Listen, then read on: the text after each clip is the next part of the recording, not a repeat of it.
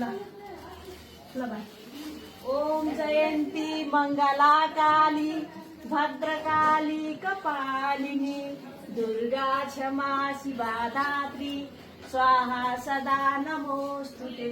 ओम जयन्ती मङ्गला काली भद्रकाली कपालिनी दुर्गा क्षमा शिवा धात्री स्वाहा सदा नमोस्तुते। ल भाइको छिट्टो निको होस्।